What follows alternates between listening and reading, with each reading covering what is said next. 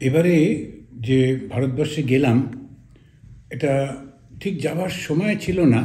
আমি সাধারণত ২ বছর অন্তর অন্তর যাই। তো ভেবেছিলাম 27 জানুয়ারিতে যাব।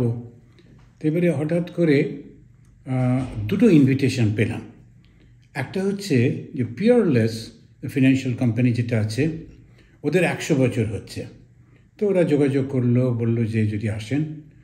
আর দ্বিতীয়, তারপরে পরেই আমাদের সত্য সাই বাবা, যারা ইয়েতে ব্যাঙ্গালোরের কাছে, তো তাদের কাছ থেকেও একটা পেলাম। ওরাও সাই বাবার ১০০ বছর করছে তার জন্যে। তখন ওদের কাছ থেকে ইনভিটেশন পেলাম। আর একটা ইনভিটেশন এলো আমাদের একটা ভক্তদের গ্রুপ, তারা লেস্টার ইউকে, আমাদের গ্রেট ব্রিটেনে, তারাও করলো। তখন একটা ভাবলাম যে একটু ঘুরে আসি তাহলে। আমাদের বোম্বেতে যে মহারাজ আছেন, তোর একটু শরীরটা খারাপ, ও সঙ্গে কথা হচ্ছিল। আমরা একসঙ্গে ট্রেনিং সেন্টারে ছিলাম। তো ভাবলাম তাহলে এই সুযোগে প্রথমে বোম্বে যাই, গিয়ে ওনার সঙ্গে একটু দেখা করি, একটা দুটো দিন কাটিয়ে। তো বোম্বেতে গেলাম। কিন্তু যাবার পথে আমরা একটু ভালো করে যাব বলে ব্রিটিশ এয়ারওয়েজে টিকিট কেটেছিলাম। কিন্তু সব জায়গায় যেমন ডিটোরিয়েশন একটু এসেছে আফটার প্যান্ডামিক, লোকজন কম ইত্যাদি ইত্যাদির কারণে, তো ওদেরও সেরকম ঠিক মেনটেনেন্স হচ্ছে না। এয়ারক্রাফটটা ক্যান্সেল হয়ে গেল। ফলে একটা দিন আমরা মিস করলাম। পরের দিনে কোনো রকমে গেলাম। তা খুবই কষ্ট করে আর একটা ফ্লাইটের জায়গা করে দিল। তো সেখানেতে গেলাম। যখন যাচ্ছি, তো এটা তো লম্বা জার্নি, মানে কত ঘন্টার। আর এয়ারপোর্টে বসেছিলাম ৮ ঘন্টা, তারপরে তো ওই কোনো ফ্লাইটে সেই অত ঘন্টা। আর ইকোনমি ক্লাসে তো এত ছোট ছোট সিটগুলো করে দিয়েছে যে আমাদের মতো চেয়ারের একটা মানুষ যদি বসে আর পাশে যদি ওরকম, তখন খুব গায়ে গায়ে হয়ে যায়। তো আমার আনফর্চুনেট, আমার ডান পাশে বসছিলেন একজন আফ্রো আমেরিকান জেন্টলম্যান, আর বাঁ পাশে একটি আমেরিকান অল্প বয়সী ছেলে। তো আমি মিডলে, আর মাঝে মাঝে একটু বেরোতে হয়। তো কিন্তু ও এইলে বসে থাকতেও কিন্তু বারবার সাহায্য করেছে ওই আমেরিকান ছেলেটি, একটু বিরক্ত প্রকাশ করেনি। আর ডান পাশে যিনি বসছিলেন, ওর দোষ নয়, ওর চেহারাটাই অনেক বড়। ফলে হাতটা আমার একেবারে সারাক্ষণ ওই 10 ঘন্টা বুকের উপর বিশাল একটা হাত নিয়ে যেতে হচ্ছিল। তো যাই হোক, ওটা একটা এক্সপিরিয়েন্স। কিন্তু ভালো গিয়ে পৌঁছবার পর ঠাকুরের কৃপায় দেখলাম যে কোনো টায়ার্ডনেস নেই। ভালো ঘুম তো নয়, ঘুম তো কিছু না। কিন্তু ওই দিনই সন্ধ্যেবেলা একটা টক ছিল, লাভ ইন্ডিয়া, এবং সেটিতে ওই মন্দিরে খুব সুন্দর হলো। অনেক লোকজন এসেছিলেন, সবার সঙ্গে একটু কথা টথা হলো, কাউকে চিনি, তাদের সঙ্গে দেখা হলো। পরের দিন ওখান থেকে গেলাম দিল্লি। তো দিল্লি আশ্রমে যাবার একটা খুব প্রোগ্রাম ছিল না, কিন্তু ওখানকার মহারাজ বলেন তোমার তো একটা দিন রয়েছে, একটু ঘুরে যাও। তো 17th আমরা দিল্লিতে গেলাম, 17 নভেম্বর। গিয়ে ওই দিনে সকালে পৌঁছলাম। একটু গাড়ি করেই দিল্লি শহরটা ঘুরে নিলাম। কিন্তু কিছু দেখা খুব কঠিন, কেননা সিকিউরিটির জন্য সব কিছু ঢেকে দিয়েছে। ওই দূর থেকেই সব দেখতে হচ্ছে। দেখে তারপরে গেলাম আশ্রমে, খাওয়া দাওয়া করে বিশ্রাম করে। ওখানেও একটা টক হলো যে importance of influence of Vivekananda in American society. তারপর একটু আলোচনা, যথেষ্ট লোক এসেছিলেন ওদের ওই হলে। তারপরে ওখান থেকে আমরা আগে থেকে যে প্রোগ্রাম ছিল সেটা হচ্ছে একটা নতুন আশ্রম হয়েছে গুরগাঁও। আমাদেরই সঙ্গে ছিলেন যে স্বামীজি, সে এটা তৈরি করেছে, আমাদেরই বন্ধু। তো ওর ইনভিটেশনে গেলাম, 2 দিন ছিলাম। খুব সুন্দর আশ্রম, একদম সব কিছু সুন্দর ব্যবস্থা। যে সাধুরা ছিলেন খুবই একদম ওয়েলকামিং। দিল্লির আশ্রমেও মানে এত ওরা ওয়েলকাম করে, ব্যবস্থা করে সমস্ত কিছু। আর লাকিলি দিল্লি আশ্রমে যেদিন গেলাম, আগে থেকে ব্যবস্থা ছিল না বা প্রোগ্রাম ছিল না। ওখানে আমাদের রামকৃষ্ণ মঠ মিশনের ভাইস প্রেসিডেন্ট স্বামী দিব্যানন্দজি মহারাজ, উনি কোথাও যাচ্ছিলেন, এসে একটু রেস্ট নিয়ে যাচ্ছেন দিল্লিতে, ওনার সঙ্গে দেখা হয়ে গেল। সেটা একটা বাড়তি পাওনা। অনেক দিনের পরিচয় দেখে খুব ভালো লাগলো। মহারাজও খুব খুশি হলেন। তারপরেতে গুরগাঁওতে 2 দিনে একটা টক হলো। তো সেটাতে খুব সুবিধে হয়েছিল কি, স্বামী তত্ত্বময়ানন্দ, আমাদের আমেরিকার যে সান ফ্রান্সিসকোর ইনচার্জ, উনিও সেই সময় ওখানে ভিজিট করছিলেন। ফলে আফটারনুনটা উনি টকটা দিলেন, আমি সকালটা, ফলে আমার একটু রেস্টও হয়ে গেল, খুব ভালো হলো। অনেক লোক এসেছিলেন কলকাতা থেকে, বোম্বে থেকে, দিল্লির ভক্তরা তো বটেই। তো খুব ভালো লাগলো এইটা, কেন কি সর্বত্র ভক্তদের এই উৎসাহটা। আমরা তো আর গান করছি না বা কোনো স্তোত্র পাঠ করছি না বা পুজো টুজো করছি না, শুধু টক দেওয়া হচ্ছে, কিন্তু তাতেই এত উৎসাহ লোকের, তখন দেখে খুব ভালো লাগে। তো ওখানে হবার পর তারপরে আমি গেলাম ব্যাঙ্গালোরে।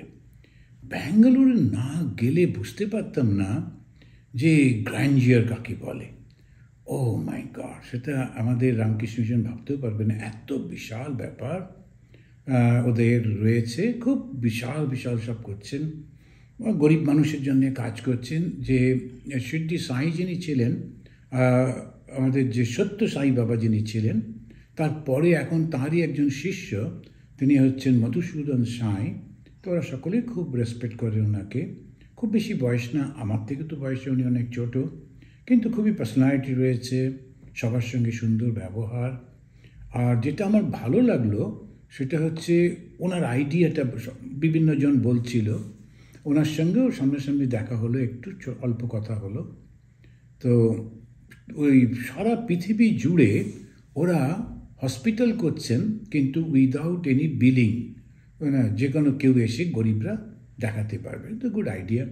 তারপরে স্কুলও করছেন, অনেক বেদ বিদ্যালয় হয়েছে, বেদ শেখাচ্ছেন, খুব ট্র্যাডিশনাল হয়েছে সব কিছু। অনেক জায়গা থেকে গরিব সমস্ত একটু অল্প ব্যাকওয়ার্ড ফ্যামিলির ছেলেরা সব এসে শিখছে। খুব সুন্দর, এটা সংস্কৃতি খুব ভালো হচ্ছে। তো এইসব দেখলাম। ওদের থাকার ব্যবস্থা এত ভালো। তো স্টুডেন্টরা দেখাশুনো করছিল, প্রত্যেক গেস্টের জন্য 2 জন করে করে। ও তারা কি ডেডিকেটেড, অসাধারণ ডিসিপ্লিন। এটা দেখে খুব অবাক লাগলো, খুব ভালো লাগলো। আর এমনিতেই ওরা এত ভালো এই ছেলেগুলি, তারপরে এই ডিসিপ্লিনের জন্যে খুব ভালো লাগলো সবটা। আমাদের জন্য গাড়ি দেওয়া, কোনো সব ব্যবস্থা করা, রাখা থাকা। ওখানেই শুনলাম আমাদের রামকৃষ্ণ মিশনের প্রেসিডেন্ট মহারাজ, আমরা ব্যাঙ্গালোরে, উনি মাইসোরে রয়েছেন। তো মোটামুটি 2.5-3 ঘন্টার জার্নি। তখন ওখানে যিনি আমাদের দেখাশুনো যে নিয়ে গেছিলেন, তো তাকে বললাম যে ভাবনা বলে, ডক্টর ভাবনা, যে তুমি একটা গাড়ি দেবে। তো উনি সঙ্গে সঙ্গে একটা গাড়ি দিলেন। আমার সঙ্গে 2টি আমেরিকান ছেলে, একজন আমেরিকান ভদ্রলোক, আর একজন ছিলেন যিনি ওই ইন্ডিয়ার এসে, তারপরে আমরা সবাই মিলে বেশ বড় গাড়ি। আর ড্রাইভারটি অত্যন্ত ভদ্র, খুব ভালো। তো আমরা গেলাম, প্রেসিডেন্ট মহারাজের সঙ্গে দেখা হলো। ওখানে ওদের মাইসোরে 100 বছরের উৎসব হচ্ছে, আমার মনে হয়, আমার ঠিক খেয়াল নেই। প্রচুর সাধু এসছেন, অনেকের সঙ্গে দেখা হলো, সবাই খুব একদম, এটা একটা মানে একদম পাওনা। তো বিভিন্ন জনের সঙ্গে দেখা হচ্ছে সব। আমরা তো বাইরে থাকি, দেখা হয় না, তো নামগুলো ভুলে যাচ্ছি, শুধু মুখগুলো মনে আছে, এরকম অবস্থা। এত বড় অর্গানাইজেশন। তো প্রেসিডেন্ট মহারাজ খুব খুশি হলেন। তো উনি একটা মালা, সেটা আমাকে পরিয়ে দিলেন। তা I took it as a blessings. তো খুব ভালো লাগলো করে টোরে। ওখান থেকে আবার আমরা সেই দিনই ব্যাক করলাম, করে তারপরে একটা বক্তৃতা ছিল, সেটা হলো অন হিন্দুইজম। ওখান থেকে এলাম কলকাতায়, বেলুর মঠে। এখন বেলুর মঠে আনফর্চুনেটলি শুধু একটা দিন ছিলাম, ওই 24th of November। কিন্তু 24th-এ একজনও ছিলেন না, জেনারেল সেক্রেটারি মহারাজ ছিলেন না, প্রেসিডেন্ট মহারাজ তো ছিলেনই না, কোনো ভাইস প্রেসিডেন্ট ছিলেন না, সব ফাঁকা। একজনই বোধহয় অথরিটি ছিলেন, হ্যাঁ 1 বা 2 জন। ওদের মধ্যে যিনি ম্যানেজার, আমাদের থেকে খুবই জুনিয়র, কিন্তু খুবই সুন্দর সাধু, খুব ভালো। ওর মধ্যে সময় বের করে নিয়ে খুবই ব্যস্ত থাকি, এত সব কিছু। তার মধ্যেও আমি যাদেরকে নিয়ে গেছিলাম, তাদের মধ্যে আরও ওই 2টি আমেরিকান ছাড়াও আরও 2 জন ইসরায়েলি, তারা আমার সঙ্গে গেছিলেন, বাবা আর ছেলে। ওরা হচ্ছেন জুয়েশ। তো ওখানেতে ওই ব্যবস্থা আমি করেছিলাম, বলে দিয়েছিলাম, চিনতাম বলে। তো ওরা ইনভিটেশন পেয়েছিলেন সাই বাবাদের ওখান থেকে, ওরা ওখানে ছিলেন আমার সঙ্গে। এবারে কলকাতায় এসে বেলুড় মঠে গেস্ট হাউসে আমি খুব অবাক হলাম, যিনি সিনিয়র তিনি আমাদের রামকৃষ্ণ মঠ মিশন সম্পর্কে কত কি জানেন, আর মুখস্থ। এমনি স্বামী ব্রহ্মানন্দজি, ছোটোবেলায় নাম ছিল রাখাল, আমার খুব ভালো লাগলো। এবং বেলুড় মঠে ঘুরছেন, যেখানে পারছেন লম্বা হয়ে শুয়ে প্রণাম করছেন। জুয়েশ, উনি নিজে জুয়েশ টিচার, কিন্তু তবুও ওনাকে রাবাই বলে। তো সেই দুজনেই করে ছেলে যে তার সঙ্গে আমার পরিচয় আছে, সে ও তো শিকাগোয় থাকে, কিন্তু ও তোটা জানে না, আদির গ্লিক বলে, কিন্তু ওর বাবা খুব জানেন। এবং ওর বাবা দেখলাম খুব ইমোশনাল হয়ে যাচ্ছেন ঠাকুরের কথা বলতে গিয়ে। তা আমি দেখছি আমরা প্রচার করি আর না করি, পৌঁছতে পারি আর না পারি, ভগবান শ্রীরামকৃষ্ণদেবের ভাব কিরমভাবে সর্বত্র ছড়িয়ে পড়ছে, প্রতিটি মানুষ আকৃষ্ট হচ্ছে।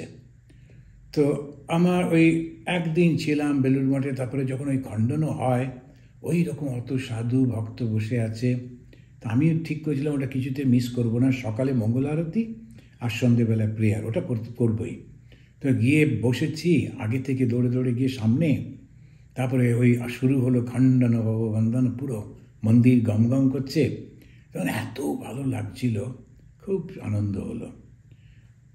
কিছু ভক্ত তো আমাকে চেনেন, তাই অনেক রাস্তায়, আমি ওদের ঠিক চিনতে পারছি না, কিন্তু ওরা খুব আদর করে ভক্তি করে সবাই খুব প্রণামী দিচ্ছিলেন।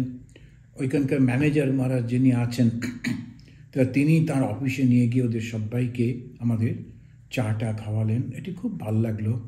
ওই যে আমার সঙ্গে গেস্টরা গেছিলেন, দে আর ভেরি মাচ ইমপ্রেসড। আমি ওদের ঘুরিয়ে ঘুরিয়ে সব বেলুড় মঠটা দেখালাম। পরের দিন চলে গেলাম অদ্বৈত আশ্রমে।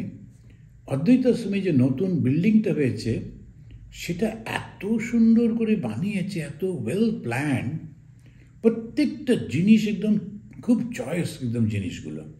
ঘরের যে খাটটি, যে টেবিলটি, তারপরে সমস্ত বাথরুমের মধ্যে যে আয়না, সমস্ত কিছু সিম্পল, কিন্তু খুব একেবারে ভেবে চিনতে করা।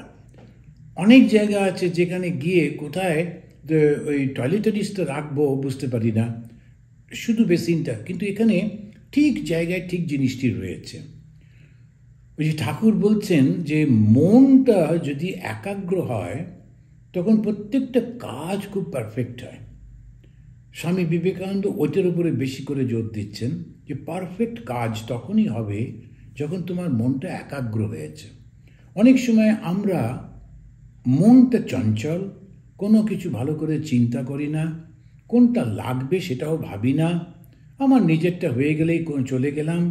ওই নিচে মাটিতে রেখে দিয়েছি সাবান, ওইটা নিয়ে তারপর টুথপেস্ট নিচে তারপরে তুলছি, করা তো যায়, সে তো অসুবিধা নেই।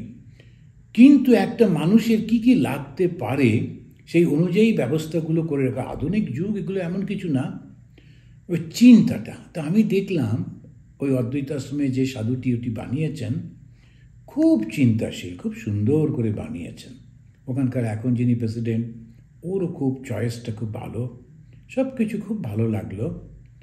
আর আমার খুব ভালো লেগেছে ওখানে। ওখানকার যিনি ম্যানেজার, খুব অল্প বয়সী, এরা সব ছিল আমাদের কাছে, আমিও তো ওখানেই ছিলাম, দেখেছি, খুব ভালো লাগলো। পুরনো বাড়িটা আছে, কিন্তু নতুন বাড়িটাতে আর একটা, ওরা আমার সঙ্গে লোকেরা দেখা করতে আসবেন, কোনো বক্তৃতা তো নেই কলকাতায়, ফলে দেখা করতেই 150 জন এসে গেলেন। ফলে সেটাই আবার একটা বক্তৃতার মতো হয়ে গেল। তো প্রথমে ওরা ভেবেছিল যে 2-5 জন করে করে কথা বলবো। আমি বললাম না, ওটা ইম্পসিবল। সবাইকে একসঙ্গে বসিয়ে একটু ঠাকুরের কথাই তো হবে, আপনি কেমন আমি কেমন, এটা আর কত। তো সবাই এসে বসছিলেন, প্রশ্ন উত্তর হলো, তারপরে নানা রকম কথাবার্তা হলো, খুব ভালো লাগলো। আর যেটা বলছিলাম, যখন দেখি এত মানুষ একটু ভগবানের কথা শুনবার জন্য ছটফট করছেন, তখন নিজেরই মনে হয় যে কত সৌভাগ্য যে ঠাকুর আমাকে তার কাছে নিয়ে এসেছেন। আর এই মানুষগুলো এখন সর্বত্র। ওখান থেকে আমাদের পিয়ারলেসের যে বক্তৃতা হলো, খুব সুন্দর। পিয়ারলেসের বর্তমান যিনি দেখাশুনো করেন, সেই যে তিনি একটু আমাদের থেকে তো অনেক ছোট, কিন্তু কি ভদ্র ওদের হোল পরিবারটি, যে সাধুরা সবাই ছিলেন। একজন আমার সঙ্গে একসঙ্গে আমরা ছিলাম তো ওই অদ্বৈত আশ্রমে, কিন্তু এখন উনি ট্রাস্টি অ্যাসিস্ট্যান্ট জেনারেল সেক্রেটারি স্বামী বোধসারানন্দা। তো উনি আবার ফিরছিলেন অন্য একটা জায়গা থেকে। আমি বললাম আপনার সঙ্গে দেখা হবে না, কলকাতায় এলাম, চলে যাব। তো 26 তারিখে উনি এসে নামলেন কলকাতায় সন্ধেবেলায়। সেই সময় আমরা ওই পিয়ারলেসে, উনি ওই এয়ারপোর্ট থেকেই ডাইরেক্টলি চলে এলেন, কিংবা হয়তো একটু বেলুড়মঠ ঘুরে এসছেন, কিন্তু এলেন। এসে খুব সুন্দর, আমার খুব ভালো লাগলো যে যে যদিও ওই পজিশনে গেছেন কিন্তু খুব নিরহংকারী, এসে খুব বন্ধুর মতো খুব ভালো লাগলো। ওরা পিয়ারলেসের লোকেরাও খুব ওনাকে যত্ন করলেন, এত গিফট টিফট সব আমাদের দিলেন। যে পিয়ারলেসের এখন যিনি ওদের যে সিইও, তার স্ত্রী, এত ডাউন টু আর্থ পিপল, এত মানুষের ভালোবাসে।